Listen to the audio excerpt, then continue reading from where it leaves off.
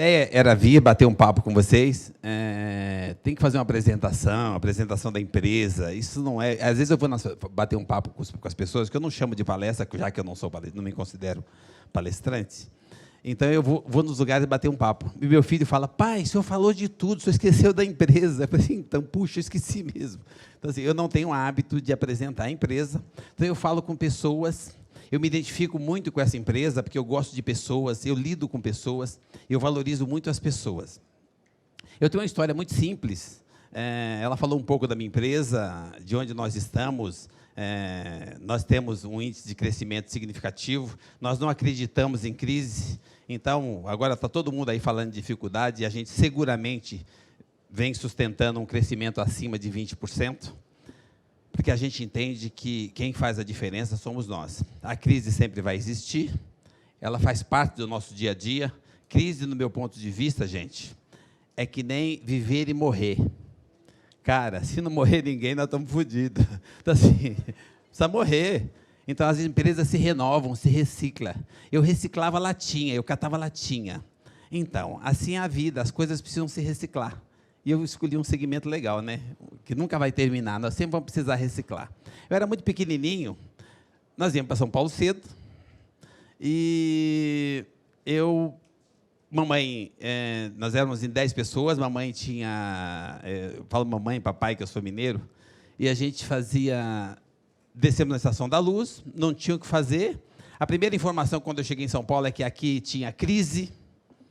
Eu não sei que porra é esse nome, onde inventaram isso. Aí nós pegamos um táxi, fomos até o destino final. A minha tia recepcionou a gente maravilhosamente. A pessoa, 10 pessoas chegando do nada na casa da pessoa. Bacana, né? No dia seguinte, ela nos pôs para fora, nos colocou num porão. E aí nós fomos sobreviver. Gente, as minhas irmãs foram trabalhar de doméstica. Papai foi trabalhar de servente de pedreiro. Eu e meu irmão éramos pequenininhos, a gente agarrava na saia da mamãe e saía com a mamãe. Almoçava em restaurante popular. E à noite, à tarde, ela passava nos finais de feira. A minha mãe fazia serviço de diarista, porque alguém precisava chegar mais cedo para cuidar da comida. E ela, para fazer essa comida, ela passava em feiras. Final de Ceasa, a nossa feira, o nosso final de Ceasa é muito rico. E ela levava isso para casa. E interessante que a gente precisava ajudar a mamãe. Além de levar o que sobrava do Ceasa e da feira, a gente enchia os carrinhos de feira para ajudar a mamãe e carregava aquilo pesadamente. E aquilo levava mais do que o necessário. Por que ela levava mais do que o necessário? Porque nós tínhamos vizinhos que eram tão pobres e tão simples, assim, eram tão humildes quanto nós, bem pobrezinhos. Então, só que eles tinham orgulho, eles tinham vergonha de fazer o que a mamãe fazia, de ir para a feira buscar o que sobrava. Ou de ir para o Ceasa, eles nem jogavam no lixo, separava aquelas coisas machucadas, a mamãe passava e pegava. Mas que acho uma coisa que eu aprendi com a minha mãe muito cedo e tem muito a ver com o que a gente está fazendo aqui. Cuidar das pessoas. A mamãe levava isso, em vez dela criticar ou dela censurar o orgulho, a falta de iniciativa dessas pessoas de ir na feira fazer o que ela fazia, ou ir no final de Ceasa fazer o que ela fazia, ela não fazia isso. Ela levava para ela e para os vizinhos. Ela, ao invés de deixá-los passar necessidade, ela levava para eles. Eu aprendi isso com a minha mãe muito cedo, que independente da situação que você estiver, do grau, da posição, da posição financeira ou social, você sempre vai poder ajudar mais alguém. Minha mãe ajudava essas pessoas. Eu achava fantástico. E nós continuamos evoluindo. Com 2 anos depois, apesar da tal palavra crise, nós já tínhamos uma casinha para morar. E já estávamos progredindo, papai já tinha um boteco, estava tudo certo. Mas a minha mãe, por algum motivo, que eu não tenho umas coisas que não tenho como explicar, a mamãe morreu. A mãe veio a falecer, eu tinha 6 anos e meu irmão 8, os dois que andavam, que os menores que andavam com ela, eu sou o menor da família. E nós somos em 8, eu sou o menorzinho. E eu nasci com a moleira aberta, como toda criança, né? Olha que negócio interessante, a moleira aberta. Olha que privilégio, a minha moleira era aberta e com 1 ano ela não fechou.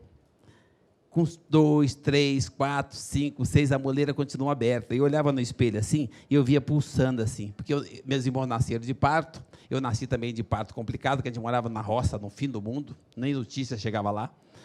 Tiveram que correr comigo para o hospital, chegou atrasado, um dos dois ia pifar. Meu pai não quis escolher, salvaram os dois, mas a minha moleira ficou aberta. Olha que legal, como a vida pode ser boa.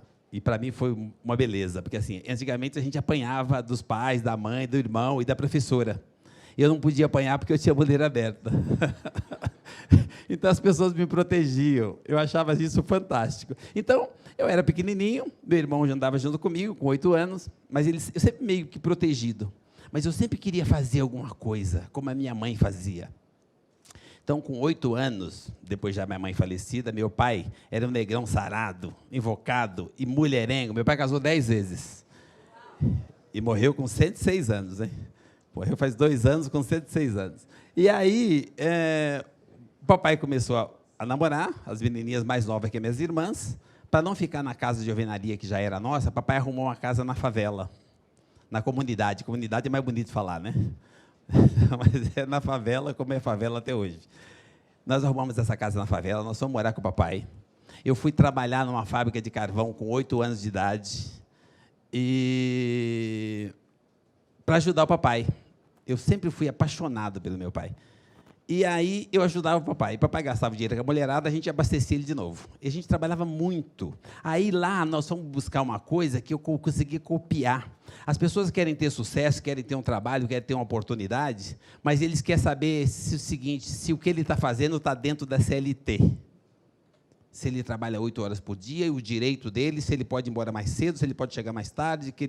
Então, como naquela época não tinha nada disso, e não existia muito essas normas de CLT, a gente trabalhava e pronto. Eu fazia isso com 8 anos de idade. Eu trabalhava 12 horas por dia. Eu era o melhor ensacador de carvão que tinha. Eu chegava em casa à noite, não ia para a escola, não fazia nada disso. Eu chegava mais pretinho do que eu sou.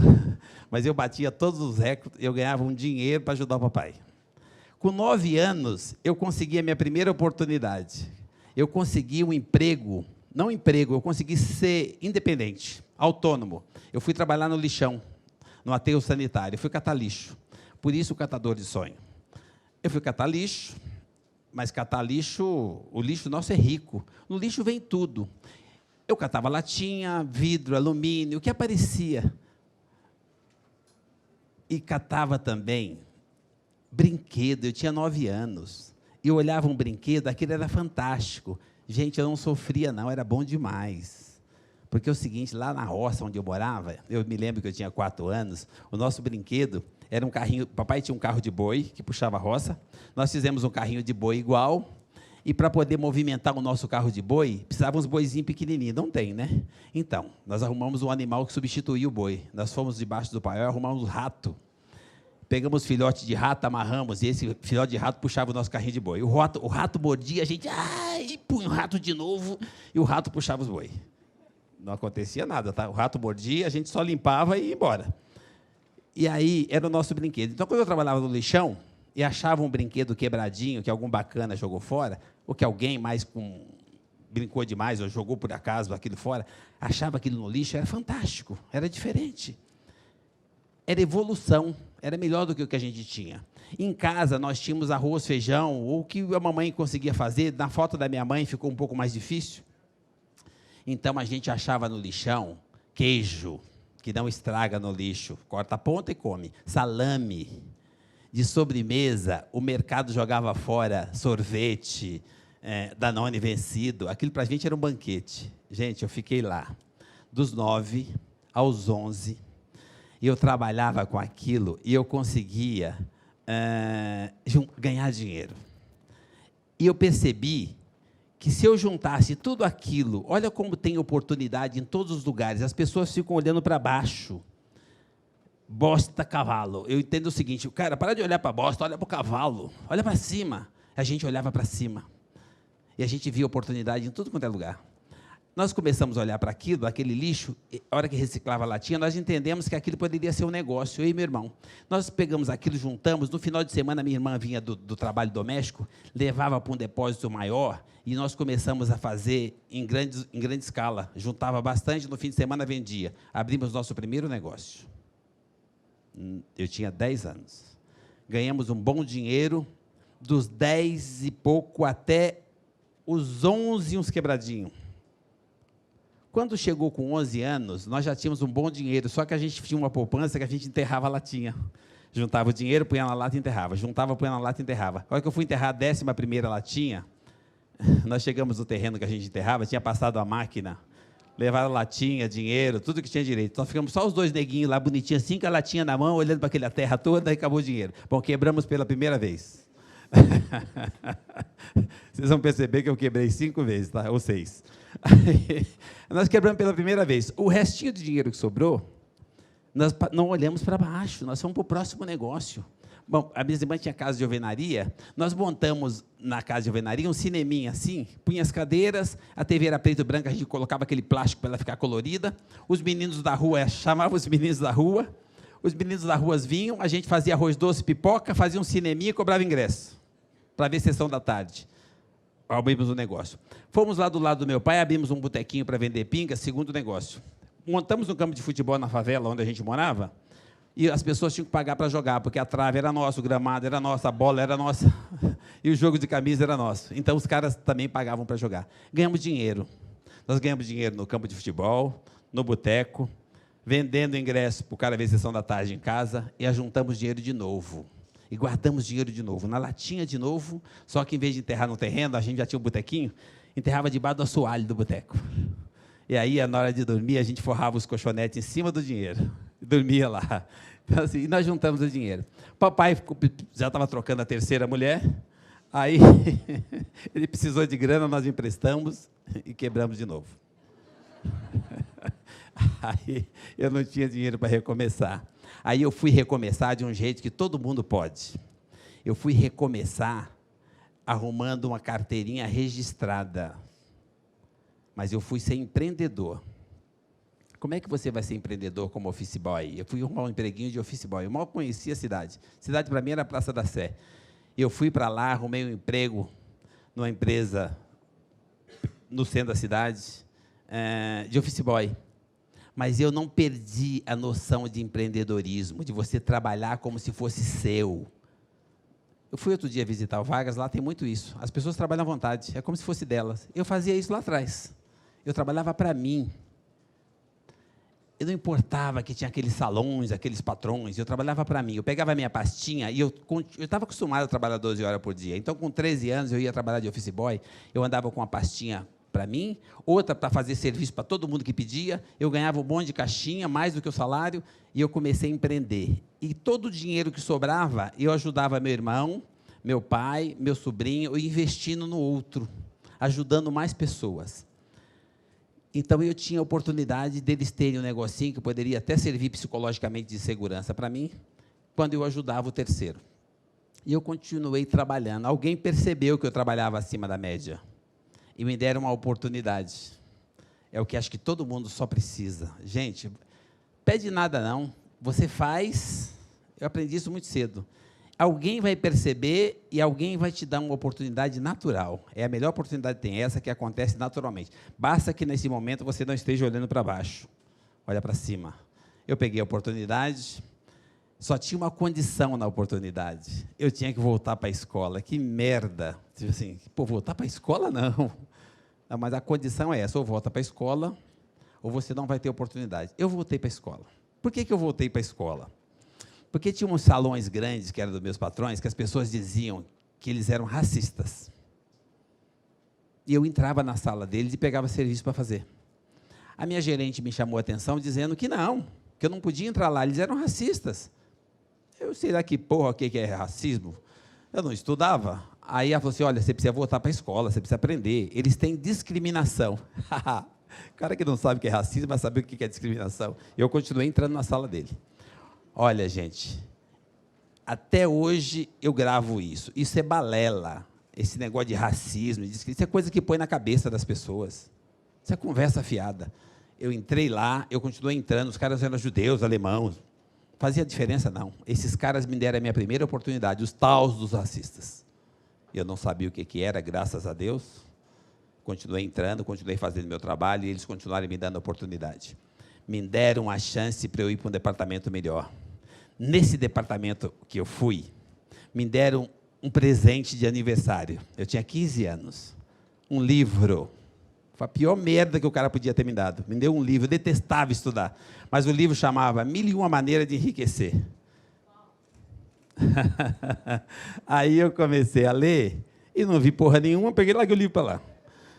O cara começou a perguntar para mim, porra, mas como é que é isso? Você não leu? O que tem lá? Eu li e tal, comecei a conversar, o cara falou, não, mas como é que é esse, Geraldinho, como é que é esse trecho assim? E, caramba, para não chatear o cara, eu acabei tendo que ler o livro. A hora que eu comecei a ler o livro, eu entendi que enriquecer está aqui, é o que você pensa. Como é que você está pensando? Como é que você está pensando? É isso que vai materializar. Cuidado com os seus pensamentos. Ah, é? Funciona? Funciona. Você junta a fé com o pensamento, pum, bingo. Então eu vou fazer um teste. Eu tinha gastrite aguda e doía muito, mas eu só queria trabalhar e não me tratava. E eu não queria gastar dinheiro com remédio. E lá dizia o seguinte, que você pode tudo, só depende do que você pensa. E eu comecei a pensar, então, que essa porra vai curar e que eu não vou gastar um centavo. Eu vou tomar água de torneira e ela vai curar. O livro não disse que cura? Então, e eu comecei a buscar no cérebro, cura aí, tomava água. 6 meses depois eu fui no médico, eu não tinha gastrite. Sarou. Eu descobri que a gente pode tudo, que nós podemos muito. Eu falei, funciona, fantástico, vou comprar um carro. Aí, com 16 anos, eu comprei um Fusca. E, em seguida, consegui uma oportunidade e me deram a chance de eu ter um negócio diferenciado dentro da empresa. Me deram um carrinho de pipoca para cuidar. Eu era o melhor pipoqueiro que você puder imaginar. Eu cuidava daquele carrinho como se fosse a minha vida. Essa empresa é do Grupo Play Center. É o Grupo Play Center. Então, a gente tinha um carrinho de pipoca no aeroporto. E esses caras que diziam que era racista, esse judeu, deu para eu cuidar do carrinho. E eu cuidava daquele carrinho, eu ia 11 horas da noite no aeroporto para dar inserta no pipoqueiro, para ter certeza que eu aproveitava a última ponte aérea. Eu punha manteiga ali, o cheiro da pipoca, o carrinho todo bonito, meu pipoqueiro era impecável, de gravatinha. Eu ganhava dinheiro vendendo pipoca. Um belo dia, esse cara desce do aeroporto à noite, me viu lá de noite, cuidando do carrinho, o carrinho brilhando, e me deu um segundo carrinho. Ele deixou eu ganhar comissão. Coitado. O coitado, o feliz dele, né? Bom, eu ganhei um segundo carrinho, ganhando comissão, ganhei um terceiro. O tempo passou, eu fui evoluindo. Eu ganhei uma equipe para cuidar, que tinha um monte de menininha. E para mim era festa, né? Garotão, ia para a escola, trabalhava para caramba, ia para a escola de samba. Eu conseguia fazer tudo. Ia para a escola de samba, ia para a balada, trabalhava de segunda a domingo. Então, o que eu tinha que fazer? Ficar ali no meio que eu vivia. Então, tinha aquela moçada toda, eu tinha um monte já de colaborador que estava comigo, e tinha umas menininhas que eram recepcionistas e tal. Então, como eu não tinha tempo, eu tinha que pegar as meninas que trabalhavam comigo, né? Então, aí eu peguei essa aqui, ó. Então,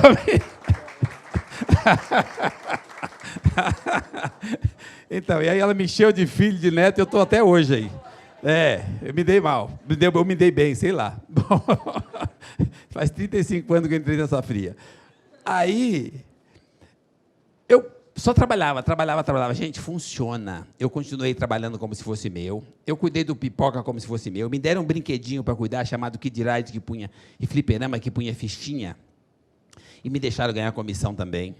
Eu tinha 20 e poucos anos, eu já ganhava 70 salários mínimos.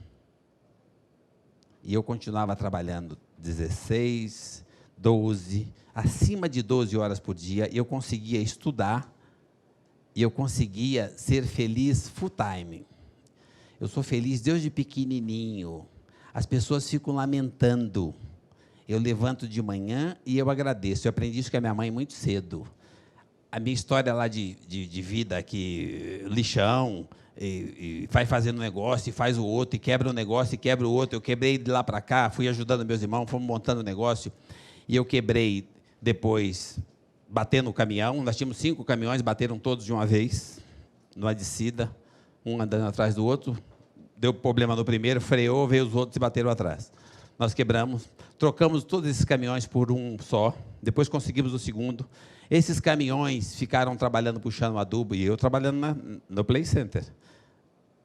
Eles tombaram, só que dessa vez não tinha seguro, acabaram, se transformou em peça. Nós pegamos essas peças, E eu sempre zelei pela minha credibilidade. Eu nunca perdi a credibilidade. Todas as vezes que eu quebrava dentro do patrimônio do que eu podia pagar. Eu nunca precisei abaixar a cabeça e nem parar de olhar no olho das pessoas. Eu sempre protegi, aprendi também com a mamãe. A credibilidade. Eu não precisava abaixar a cabeça, eu não precisava olhar para a merda. Eu podia olhar sempre para o cavalo. E eu cuidava disso. Então, eu sempre conseguia recomeçar, porque as pessoas não deixavam de acreditar em mim. Eu cuidava das pessoas. Eu faço isso até hoje. E as pessoas cuidam de mim. Eu delego para que as pessoas façam. Inclusive, eu costumo dizer que eu sou especialista, né? Eu sou muito bom em umas coisas, eu vou contar para vocês.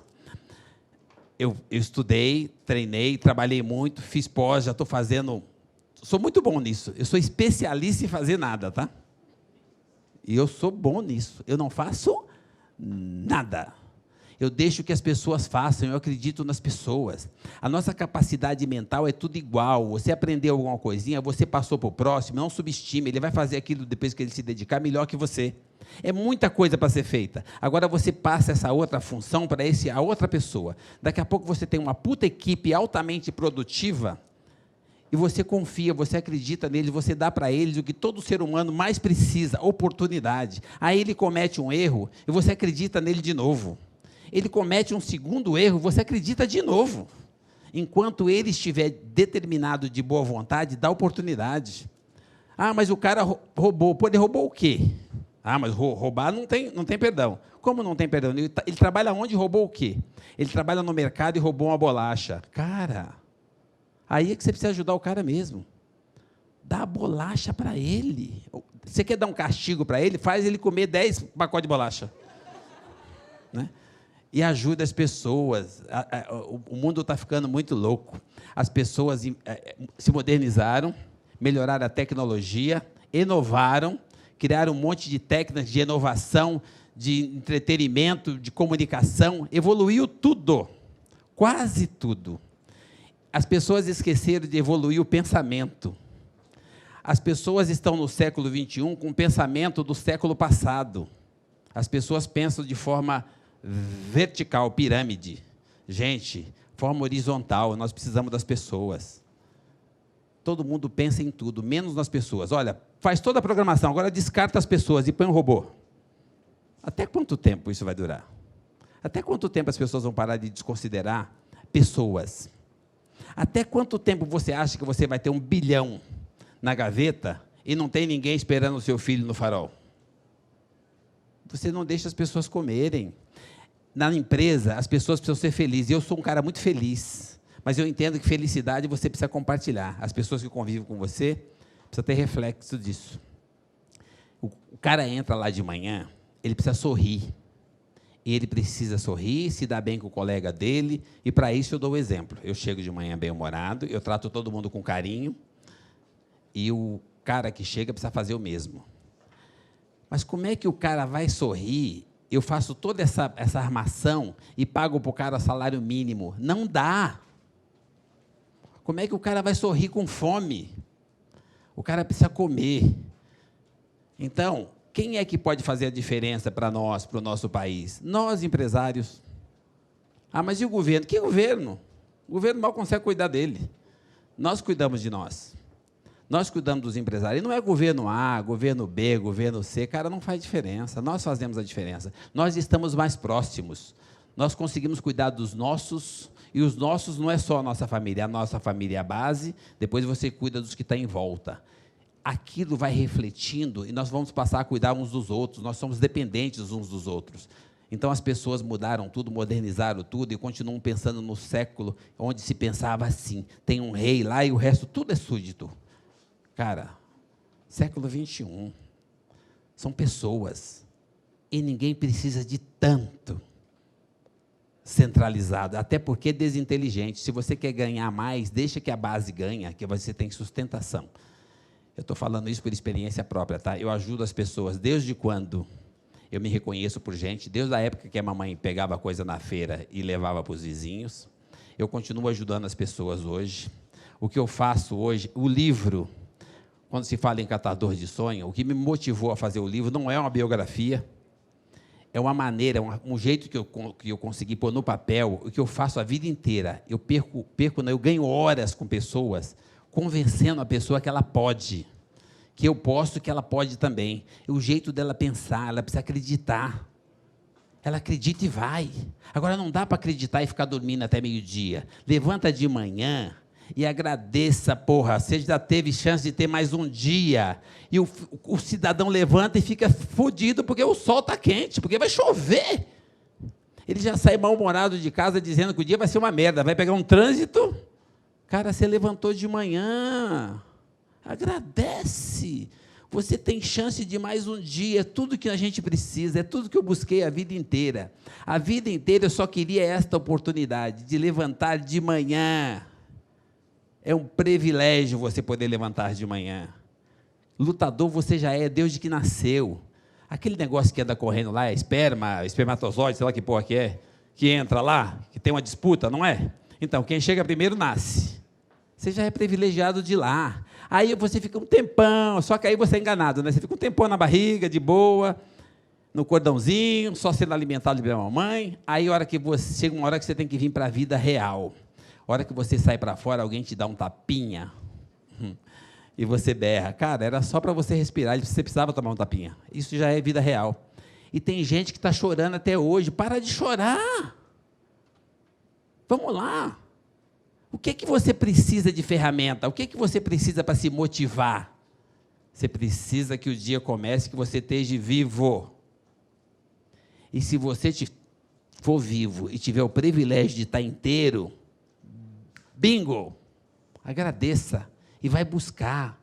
Nós somos capazes de fazer a diferença. E à medida que a gente faz a diferença, que você sobe um degrau, lembra, puxa o próximo.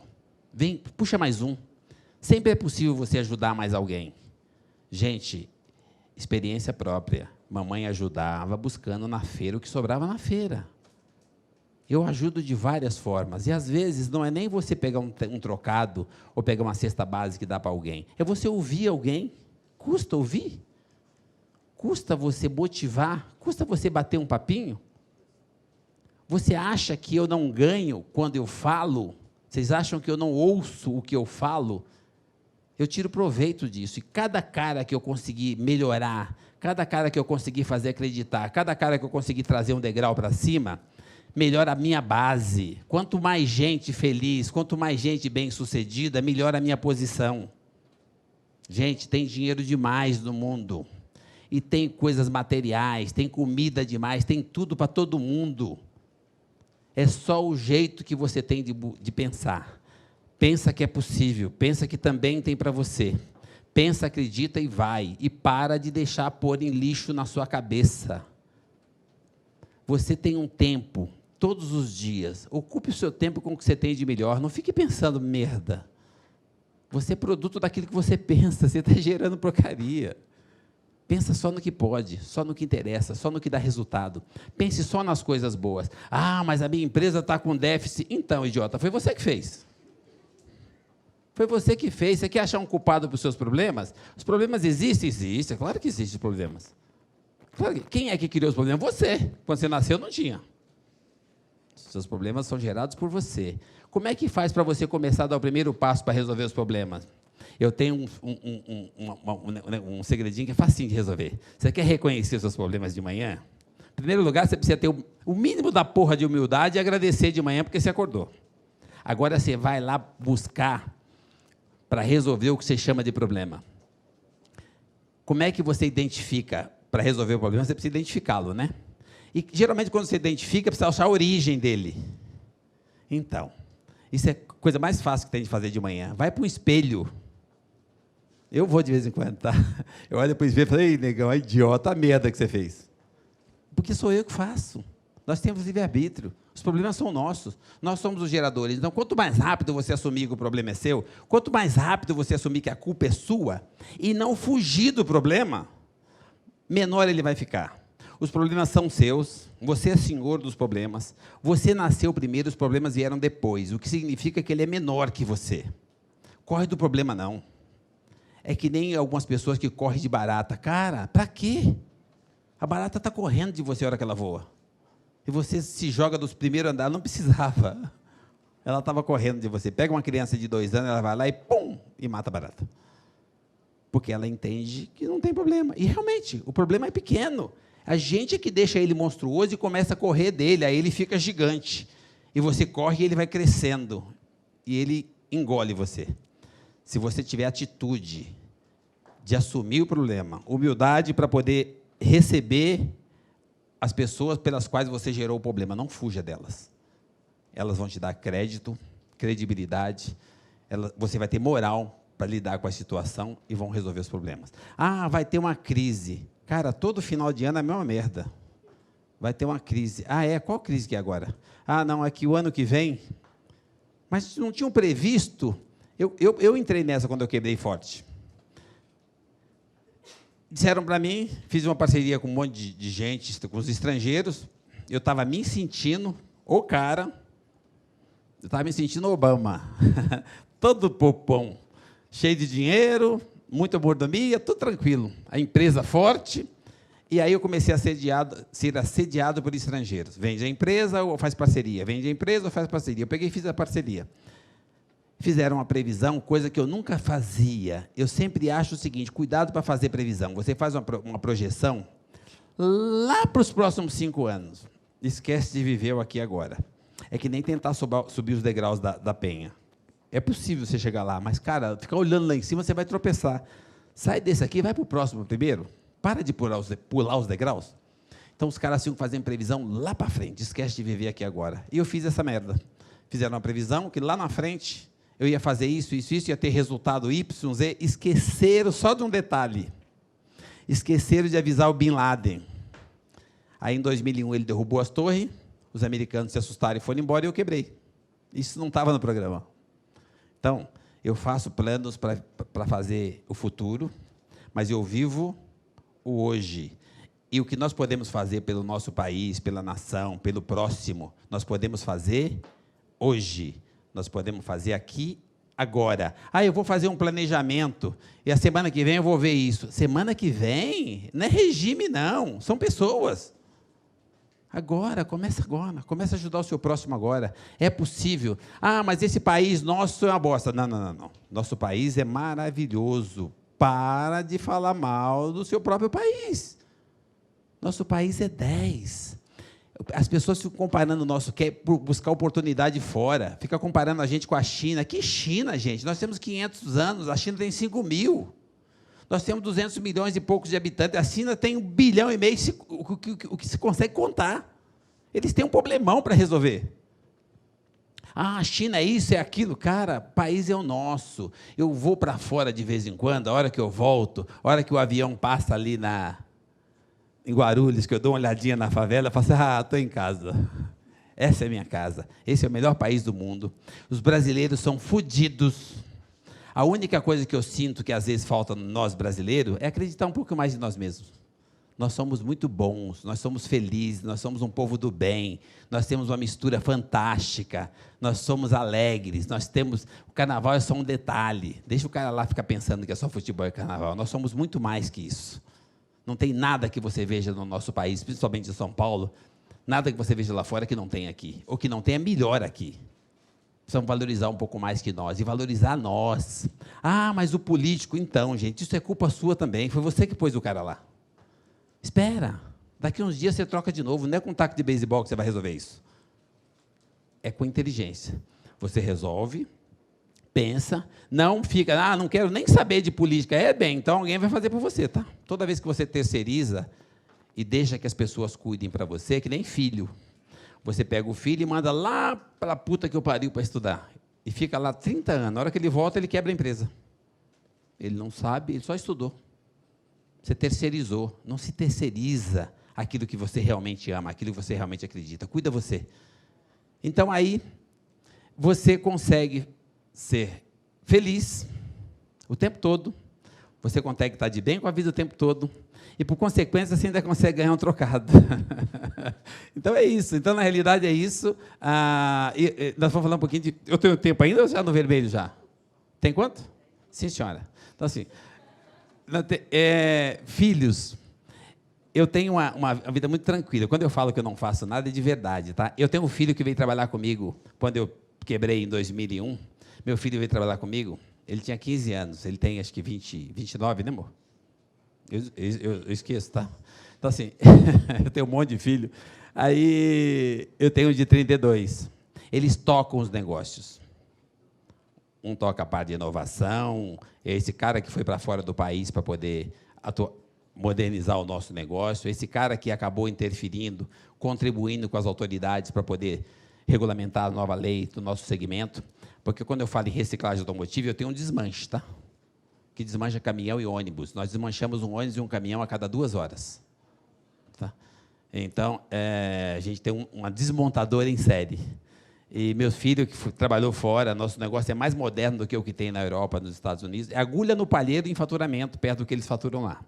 Mas, a nível de atualização, modernidade, eficiência, nós somos melhores do que eles, do que nos Estados Unidos, do que na Europa, e do que no Japão também, tá? No que se refere à reciclagem automotiva. E, por isso que eu digo para vocês, nós fazemos aqui. O treinamento é uma sala tipo essa aqui, um pouquinho menor, 10 minutos? Nossa, tem tempo para... Você falou 5, a moça falou que é 10. Aí, trouxe meus filhos para trabalhar. Meus filhos começaram no lavador, o outro veio depois, que estava estudando fora um pouquinho, ou morando fora uns dias para aprender um pouquinho, foi fazer um curso, e aí começaram a trabalhar comigo e eles conhecem o negócio, eles conhecem o lavador, eles aprenderam a lidar com as pessoas, eles aprenderam a tratar bem as pessoas, eles aprenderam a referência que nós precisamos e dependemos das pessoas. E aí, meus filhos foram crescendo junto comigo e aprendendo junto comigo. Eu aprendi alguma coisa, o que eu achava que eu sabia, eu delegava. Eu fiz a mesma coisa com meus filhos. Hoje, meus filhos são muito melhores do que eu no que eles fazem. E como cada um faz uma parte, eu ainda tenho uma editora financeira, que é a dona da pensão, eu posso me dar o luxo de escrever um livro e não fazer nada. Eu realmente não faço, eu procuro orientar as pessoas, cuidar das pessoas. Eles eram pequenininhos, olha que legal, isso nós vamos voltar para o lado da família. Eles eram pequenininhos e eu cuidava deles. Eles cuidavam dos brinquedos e eu cuidava deles. Eles cresceram, e eu também. Agora eles cuidam da empresa, dos negócios, como cuidavam dos brinquedos. E eu cuido deles. Não mudou, não. Eu dava a mão para eles atravessarem a rua, porque eu dizia, agora pode ir, agora espera o papai. Agora vamos. Agora você espera. Olha, está vindo o carro, agora não vai. E ele ficava quietinho do meu lado. E não ia. Agora a gente faz da empresa uma reuniãozinha de conselho, e todo mundo fala. A hora que eu discordo, eu falo, então, papai não quer, tá? Simples assim. Eles cuidam da empresa e eu cuido deles. Eles são meus bebês. Por que eles não vão mudar isso? Essa é a parte boa. Isso não tem que mudar nunca, são seus filhos. Não tem ex-filho. Né? E são meus bebês. Inclusive, a gente tinha um jeito de castigar que era fantástico. Ela que inventou isso. A gente, quando eles brigavam, eles tinham que ficar abraçados. Eles tinham que ficar abraçados. E, pô, deve ser horrível, né? Você acabou de brigar com o irmão e tem que abraçar? Aí, eles evitavam brigar porque tinham que ficar abraçados. Esses caras vieram trabalhar comigo, um belo dia, a gente só compra de leilões, né? Eu estou no leilão, a hora que eu voltei para a empresa, ela falou assim, seus filhos se desentenderam aí. Como assim? Andaram batendo boca. Eu falei, estranho, um com 20 e um com 22. Eu chamei na sala, bati um papo, aquela coisa de pai, aquele sermão todo. A hora que terminou o papo, falei para vocês, então, vocês já sabem qual que é o castigo, né? Castigo, pai? Nós já somos adultos. Eu falei assim, então, não é não. Se fosse, não estava brigando. Pode levantar e abraçar. Eles levantaram e deram um abraço. Nunca mais quiseram fazer o teste, tá? Assim, eles são caras trabalhadores, trabalham mais que eu, com certeza, né? Porque eles saem de casa muito mais cedo que eu. Eles são trabalhadores, são responsáveis, já são casados, já me deram alguns netos. E não mudou nada. É aquela mesma referência, pai e filho, meus bebês que vai, meus bebês que vêm, a relação continua saudável, continua suave, e o castigo continua o mesmo. Eles têm empresa. Isso, vocês não levam a mal, que é meio que democracia cubana, tá? Eles têm uma empresa, os dois têm. E são sócios. A única condição, quando foram ser sócios, que eu dei, foi o seguinte, então, se brigar, acabou a empresa, tá? Eu não quero saber de quem que é o CNPJ. O CNPJ é de cada um. Como diz o outro, foda-se. Os filhos são meus. Então, se brigou, acabou, tá? Essa opção não tem. Família, base familiar. O cara constrói a empresa do tamanho do mundo e não quer que o filho vai visitar. Eu não entendo isso. Eu realmente não entendo. O cara está com a empresa apertada, o salário está atrasado, e ele tem um BMW, tem uma casa em Miami, ele fala que aquilo é patrimônio dele, que não tem nada a ver com a empresa. Quem está quebrando é a empresa, ele não. Como assim? Quem é que deu aquilo para ele? Não foi a empresa? Então, é isso que eu estou dizendo para vocês. Gente, as pessoas não evoluíram no jeito de pensar. Nós precisamos pensar horizontalmente, precisamos pensar nas pessoas. Nós somos um só. Equívoco ou se engana quem acha que é autossuficiente e que não depende do próximo. Eu tenho amigos, eu costumo dizer que eu tenho amigos bilionários que constroem pontes. São amigos, tá? Mas, cara, eu aprendo, às vezes, um pouquinho com esses caras. Mas eu tenho alguns amigos que alguns deles moram embaixo de ponte. Mas foram meus amigos, começaram a conversar comigo, eu atendo as pessoas. Eu sempre acho que é uma oportunidade você aprender quando você conversa com alguém. E, para ser sincero com você, eu conheci um cara morando perto de um viaduto onde a gente tem a empresa, na Marginal. Comecei a bater um papo com esse cara, e eu achava que eu tinha assim, uma referenciazinha de humildade. Eu tomei um banho do cara, tá? Eu aprendi muito com esse cara, então não subestime as pessoas. Você sempre tem a oportunidade de aprender com mais alguém. Ouça as pessoas, não fica se achando que você sabe que aquela pessoa está blá, blá, blá, blá, blá. Ouve, copia só o que interessa. É mais fácil copiar. Você pensa no cara que inventou a roda. Pô, aquela roda de madeira, aquilo é horrível, mas ele inventou a roda. Todo mundo, opa! Agora, pensa no cara que faz uma roda de uma Ferrari ou de uma Lamborghini. É uma perfeição. O cara que inventou a roda deve estar se moendo no caixão, mas ele copiou do cara. Cara, é mais fácil copiar, você sempre consegue melhorar. Todos nós temos um grau de inteligência, então ouve, que você sempre vai aprender. Onde está o minuto ali? Aí você fica me querendo que eu pare. Então vamos lá. Problema isso, viu? Gente, então é isso. Então, vocês pensem num cara feliz e que não tem problema. Não é que eu não tenho problema. É que nem crise. Não é que não tem crise. Existe a crise. O problema é o que você vai fazer com ela. De que maneira que você vai ver. Do que você está pensando da crise. Como é que você está enxergando a crise. Como oportunidade ou como um problema? Se você estiver olhando isso como um problema, pode se enterrar, tá? Você vai ter um atrás do outro todo ano. Porque todo ano vai ter algum tipo de crise. Elas existem. Isso é necessário. Quem for mais velho aqui deve lembrar de MAP e Mesbla, MAP, né? Então, já pensou se até hoje a gente dependesse dessas lojas para comprar uma mesinha? Não dava. Por que não tem Mesbla e não tem mais MAP? Renovação, reciclagem, crise. As coisas vão se renovando. Crise significa inovação, é necessário. Crise significa vida e morte, é necessário. Então, encare isso como positivo, pare de encarar isso como um problema.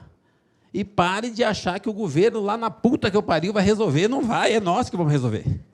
Individualmente, cada um, à sua volta, resolve os seus problemas. Nós podemos, nós temos capacidade para isso. Você precisa acreditar. Eu acredito.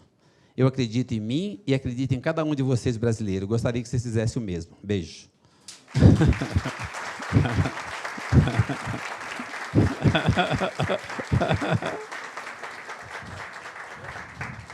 Cá estamos. Olha só. Aqui agora é um momento para vocês perguntarem o que vocês quiserem. Vamos aproveitar que ele já sinalizou que não tem filtro. Então, assim, a Stephanie vai me apoiar aqui, né, Stephanie? Já tem uma pessoa aqui querendo fazer uma pergunta e ela vai saber o seu nome. Ellison. Seu Geraldo, como a gente já se encontrou hoje mais cedo, sobre a legislação,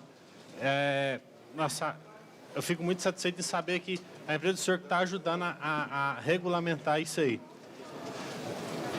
Vai trazer muitos bons reflexos para a nossa sociedade, reduzindo criminalidade e tal. Vai demorar muito ainda? Não, ela já está acontecendo, ela já está normatizada, ela já está acontecendo e já é federal. A mesma pessoa que editou aqui, quem é o relator que fez São Paulo, o mesmo que fez a federal. Ela já vale, você procura se informar no meio de jurídico, que ela já está vigorando, inclusive, a nível nacional, ok? Mais perguntas? Olá, Geraldo. Novamente, tudo bem? Tudo ótimo. Meu nome é Paulo Henrique, né, para a turma. Você me falou uma coisa hoje cedo. Eu sou da GAP, pediram para falar o nome da empresa também, eu sou de Goiás. Você me falou uma coisa hoje cedo, você repetiu aqui hoje. E desde cedo eu estou pensando nisso e eu acho que não é uma curiosidade, mas é uma coisa que me instiga muito. Confiar nas pessoas. Quando você fala que você deixa as pessoas fazerem, acredita nas pessoas, eu vou te falar a minha dificuldade, eu vou assumir essa responsabilidade dessa dúvida minha. Até que ponto você sabe que aquela pessoa está pronta para ir sozinha? Porque falar que confia nas pessoas, eu acredito nisso, nesse método seu, mas eu tenho um pé atrás de dizer, eu não sei se está pronto. Até eu acho, né? Acredito que você confia, mas ainda fica olhando. Ainda é o papai que, peraí, deixa eu ver, olhando. Mas eu tenho essa dúvida, como é que você soube... Eu vi uma funcionária sua hoje que ela é super autônoma para fazer, mas até que ponto você sabe que você pode deixar a pessoa ir sozinha desse jeito? Eu não sei. Você acredita e pronto. É que nem ter fé. Você ter fé, você não pode vacilar. Então, nas pessoas, a pessoa é a própria imagem. Você acredita na pessoa e pronto. E eu acredito em todo mundo até que prove o contrário. Quando prova o contrário, eu dou a segunda chance.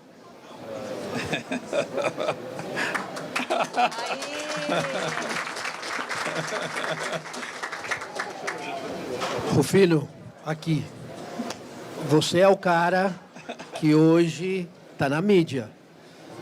Não esquecendo dos nossos ancestrais, como você falou muito da sua mãe, e você abordou também a democracia socialista. Você é um cara que foi criado pela democracia socialista, não capitalista. Eu gostaria de saber o seguinte, como que você encara hoje, dentro das empresas, o racismo e a discriminação? Porque o negro ainda não ocupa o cargo de diretoria ou de presidência. Nós só temos um Joaquim Barbosa. Olha, eu me sinto até um pouco à vontade para falar nisso, porque não sei se vocês perceberam, eu sou meio moreninho, né? Então, eu me sinto um pouco à vontade, porque eu acho o seguinte, eu acho que precisaria mudar o jeito de pensar. Uniforme, tá? Se você prestar atenção, você vai ver que nós somos a maioria é negro. Branco é a minoria, nós somos uma grande mistura. Então, essa coisa do cara achar que tem o problema da pele, cara, não existe, no meu ponto de vista, o problema da pele. O que existe são problemas sociais. O problema é social. O problema social acontece para o negro, para o branco, para o amarelo, para o olho claro. Na realidade, a pessoa precisa procurar melhorar. Hoje, se você quiser estudar, você abre na internet, você consegue estudar pela internet, você consegue estudar no celular. Então, as pessoas que querem realmente buscar, ela tem que desencanar com esse negócio da cor da pele. Eu acho que ser negro é um privilégio. Eu sou apaixonado por mim, eu não trocaria minha cor por amarelo nenhum, tá? Então, assim, eu acho que ser negro é um privilégio. Nós nascemos assim. Hoje, se você olhar pelo mundo, inclusive, hoje, por coincidência, o dono do mundo é um negrão.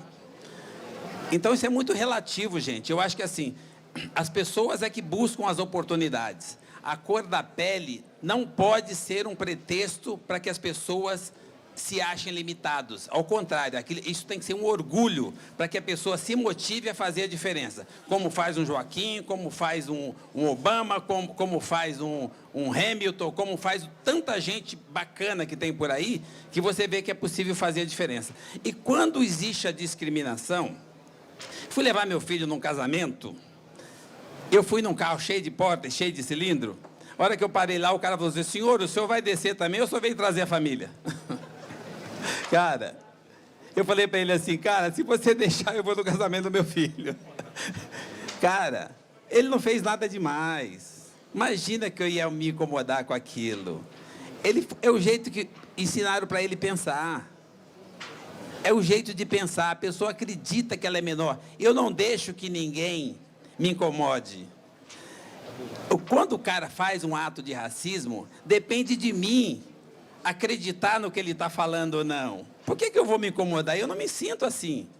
Eu me sinto igual, nem maior e nem menor. Então, não importa o que o outro fala, importa o que eu sinto. Eu acredito em mim, eu acredito nas pessoas, e a cor de pele é só um detalhe.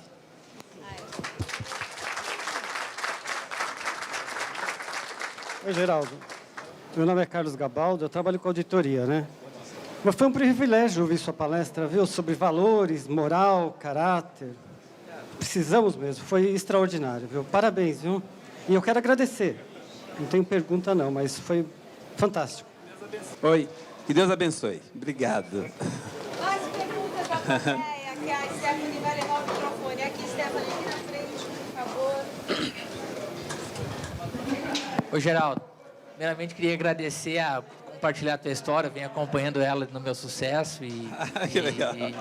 E é muito inspirador para a gente que trabalha no meio do empreendedorismo e saber que dá para continuar.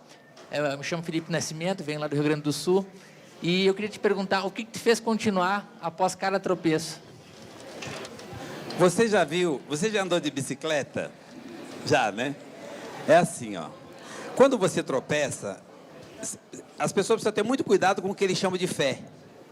Fé é uma coisa muito simples, todo mundo busca, uns escolhem religião, outros escolhem A, B, C, D, mas a fé é um conteúdo, é uma energia que você busca para poder se motivar, se erguer, acreditar em algo. Todos nós precisamos acreditar em alguma coisa. Então, primeiro, exercite a fé. Quando você acredita mesmo, você tem que acreditar que é possível. Não pode amolecer na primeiro degrau. Segundo, você não ganhou um trocado? Se você quebrou, você ganhou alguma coisa, não é? Ganhar dinheiro, gente, as pessoas têm mania de dizer que ganhar dinheiro é difícil. Tá ruim, né? Tá bom. As pessoas têm mania de dizer que ganhar dinheiro é difícil. Não é verdade. Não é difícil ganhar dinheiro. Isso é coisa que as pessoas ficam pondo na cabeça e criando dificuldade. Cara, qualquer coisa que você fizer de manhã, a hora que você sair, alguém te paga. É só você aumentar a quantidade, não é difícil ganhar dinheiro. Então, quando você tropeça e quebra, é porque você foi ou inconsequente, ou irresponsável, ou vaidoso, que foi meu caso. Aí você quebrou. Como é que faz para você começar de novo? Primeiro, não perca a fé. Ou você tem ou você não tem. Segundo, use o problema que você teve como aprendizado. Terceiro, lembra que você tinha uma bicicleta. Quem andou de bicicleta uma vez, não esquece mais. Você não está sem as pernas, monta de novo e vai. Ganhar dinheiro é isso. Quem aprendeu a ganhar uma vez, vai ganhar de novo. É que nem andar de bicicleta. Você sobe de novo, seja responsável para manter o equilíbrio e pedala que vai de novo. Não tem erro, tá? Não é difícil. Muito bom. Mais perguntas da nossa plateia? Quem quiser só sinalizar. O microfone chega até vocês. Bom, eu vou perguntar, né? Então, eu vou perguntar. Depois eu vou passar para o Mário, que ele também está com vontade de perguntar. Você citou inúmeras vezes, assim, como a sua mãe foi sua referência, né? A mãe e o pai. Você citou a paixão pelo pai, sim, mas a mãe como referência de valores e tal. E curiosamente, você viveu 6 anos apenas com ela, né? Mas foi o suficiente para você absorver os valores que você foi replicando na sua vida. Eu fiquei emocionada que eu sou mãe. Acho que tem gente aqui que é mãe. E pai também pode ficar emocionado com isso. Mas assim, você teve muitas lições com ela. Mas qual foi a lição mais importante que todo dia está presente com você? Que eu aprendi com a minha mãe? Com ela. Você fazer alguma coisa por você e, em seguida, ajudar o próximo. Você ter a atitude de fazer para você e retribuir isso ajudando o próximo. Muito cedo eu aprendi com a minha mãe. Ela sempre fez alguma coisa por ela. E assim que ela conseguia respirar, ela ajudava o próximo. Eu costumo usar muito aquele gesto do avião. Você põe a máscara em você. A pessoa fala, meu filho é minha vida. Cara, para. A sua vida é você. O seu filho vem depois. Põe a máscara em você. Se equilibra, se sinta forte. Agora você vai proteger seu filho. Se você começar a proteger seu filho primeiro, você vai embora e você vai foder ele, porque ele precisa de você. Então, assim, você protege primeiro você, depois o próximo. Então, até para quem faz filantropia, até para quem é monge ou faz filantropia, ou não visa a parte material, não é capitalista. Olha, gente, não tem milagre. Não existe milagre nos negócios. Você precisa ganhar, você precisa estar forte para você ajudar o próximo. Então, eu sou a favor do cara ganhar dinheiro. O que eu entendo é que se o cara ajudar o próximo, ele vai ganhar mais. Se ele não for egoísta e pensar de maneira horizontal, em vez de ficar pensando de maneira vertical, ele vai melhorar a própria vida. Então, se você não puder fazer pelo outro por carinho, por consideração, por amor, ou por solidariedade, faça por inteligência. Vai voltar para você. Simples assim. O Mário, ele também estava com uma carinha de quem queria fazer uma pergunta para você. Por favor, Mário. Ô, Geraldo, você é uma pessoa incrível. Descoberta, assim, não? E muito obrigado por estar aqui com a gente e inspirar tanta gente, né? Obrigado. E, principalmente a gente. Você abriu a sua palestra, né, dizendo que você levaria uma bronca, porque provavelmente você teria falado menos, ou não teria falado da sua empresa, né? E, de fato, você falou muito pouco sobre a sua empresa. E acho que a história dessa empresa é incrível.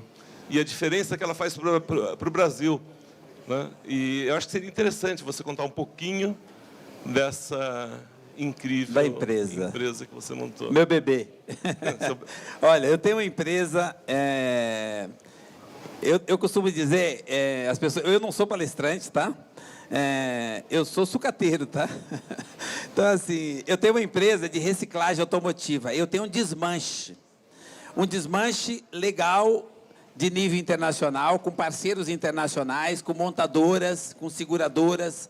Nós desmontamos caminhões e ônibus. A nossa empresa desmonta um ônibus e um caminhão a cada 2 horas. Nós somos em 180 colaboradores. E o nosso chão, onde nós desmontamos caminhão, é igual esse que vocês estão pisando, tá? Nós temos uma equipe 10, um povo bem treinado, um povo preparado, e nós trabalhamos com gente. Nós cuidamos das pessoas, eles cuidam da empresa. E lá tem um modelo que eu acho legal, que vocês podem aplicar em qualquer coisa que vocês estiverem fazendo na vida, com o filho, com a empresa, com os relacionamentos, nos negócios, com as pessoas. Lá a gente tem um hábito de aplicar carinho com disciplina. Nós tratamos as pessoas com carinho. O carinho é de mãe. Carinho de mãe. E a disciplina é militar, tá? Ponto. Tem um pontinho de graxa no chão. Então, o primeiro diretor que passa, tira, tá? Agora, qual que é a diferença do diretor e do faxineiro? Então, nenhuma, tá? Cada um na sua. Nós fomos entrevistar um CFO esses dias para a empresa. O cara apareceu lá no portão, eu fiquei lá do prédio olhando da janela. O que eu reparei no cara? Porque eu cuido das pessoas, então eu participo do RH. A única observação que eu faço no cara é comportamento. A hora que ele tem diploma, ele estudou em Harvard, que bacana, né? A hora que ele entrou, desceu do carro, a primeira coisa que eu observei é o seguinte: como é que ele ia cumprimentar a recepcionista que recebe ele no estacionamento. Ela recebe ele no estacionamento, ela só ia e fala: pois não, senhor. Eu fico olhando de lá qual é o comportamento dele. A hora que ele chega na recepcionista do escritório, a mesma coisa. E no meio do caminho, geralmente, ele encontra com a copeira ou com o faxineiro. Se esse tal CFO não sorrir e não der bom dia para a minha copeira, ele não serve. Ele pega o diploma dele de Harvard e vai trabalhar lá na Suíça. Pessoas, a gente cuida das pessoas. Então, nós temos uma empresa que as pessoas são felizes. E tem uma coisa que eu gosto de comentar, que é assim: não tem ninguém feliz ganhando um salário mínimo. Eu falo isso abertamente em qualquer lugar que eu vou. Eu acho que o empresário não pode pagar salário mínimo. O empresário precisa deixar as pessoas comerem, precisa deixar as pessoas viverem. As pessoas precisam melhorar de vida, que ele vai melhorar também. Todo empresário, todo comerciante precisa de consumidor. O consumidor é o próprio colaborador dele. Quem faz a diferença somos nós. Não ficamos lamentando, esperando o governo, esperando que alguém faça, esperando que saia alguma medida. Gente, que utopia é essa? Nós fazemos a diferença. Eu faço, você faz, eu ajudo você, você ajuda do lado, eu ajudo a minha família e o funcionário mais próximo. Esse cara ajuda o outro, eu ajudo a minha equipe, essa minha equipe ajuda a família deles e nós nos fortalecemos. Nós criamos base. E nos sustentamos nisso. Nós temos uma empresa, nossa empresa cresce na crise. Vocês chamam de crise. Todo mundo fica falando da tal da crise. Olha, então, nessa crise a gente ia crescer só 20%, tá? Nós sempre crescemos acima de 20%. E como falavam tanto em crise esse ano, que todo mundo estava conformado em crescer 20%. Então nós fizemos o seguinte, chamamos a equipe e decidimos o seguinte, por que só 20%? O que nós temos a ver com esse negócio, com essa conversa? Crise todo ano tem. Qual que é? Essa é maior, é menor? Qual que é a diferença? Nós podemos fazer a diferença, nós fazemos a diferença, mas nós dependemos das pessoas. Eu não faço a diferença sozinho, eu faço a diferença com a equipe. Nós nos reunimos, nos motivamos, decidimos que nós íamos fazer a diferença e nós vamos crescer 25%, tá? Então, ou seja, a nossa empresa é sustentável, ela cuida de meio ambiente, é o único desmanche na América Latina que é aprovado pela CETESB. Tá? Então, assim, nós fazemos tudo corretamente, é a nossa obrigação, tá? Nós cuidamos da imagem, mas tudo isso nós conseguimos através de pessoas. Nós precisamos das pessoas, e as pessoas esperam que a gente, na gestão, tenha o mínimo de responsabilidade, de sensibilidade para fazer o melhor e deixar que eles sobrevivam também. E a gente faz isso, tá? Nós somos muito orgulhosos da empresa que nós temos. Nós temos, em média, as pessoas que estão com a gente, nós somos em 180 pessoas. As pessoas que estão com a gente, quem tem o tempo médio é de 10 anos. Todo mundo está lá, na média, 10 anos. Ok? Essa é a nossa empresa. Geralmente eu não trago, eu não mostro, como diz o Mário, eu acabo esquecendo da empresa. Mas esse é meu orgulho. Minha empresa já é tocada por meus filhos, estão lá há muito tempo. Com a mesma filosofia, é uma sucessão natural, eles já pensam igual, já pensam nas pessoas, já traz as pessoas junto, e todas as vezes que nós atingimos um índice, a primeira coisa que nós nos preocupamos é em trazer equipe. Quem é que conseguiu produzir? A equipe. Agora você tem um resultado, nós batemos palma quando alguém aparece com um carro zero. Quando você consegue um resultado, nós temos o bom senso de trazer a equipe junto. Então, isso dá sustentação para a empresa. É por isso que nós não temos crise, tá? Então, a crise somos nós que fazemos. Como é que nós fazemos? Quando a gente começa a acreditar nesta porra, tá? Ninguém põe fogo no dinheiro, não, gente. O dinheiro continua aí, tem dinheiro para cacete para todo mundo, tá? O dinheiro só muda de lugar. O dinheiro estava aqui, agora foi para lá. Ninguém nunca viu dizer que pôs fogo no dinheiro. Aí o cara vai lá e toma uma medida, o outro toma uma medida, meia dúzia de empresários se reúne, troca o ministro, acabou a crise. Então, não estava faltando dinheiro, estava faltando atitude, iniciativa nossa. Mas nós somos maioria. Não dá para ficar esperando que um salvador da pátria ganhe um título de ministro, vai lá e resolva o problema. Isso não existe. Quem resolve o problema somos nós, acreditando que é possível e acreditando que nós podemos fazer a diferença. Eu faço isso na prática, eu não sofro, eu não tenho problema e nós não temos crise. E nem aceitamos isso como verdade. É o jeito de pensar, é o que você aceita, é o que põe na sua cabeça. E na minha cabeça eu não ponho lixo, tá? Desculpa.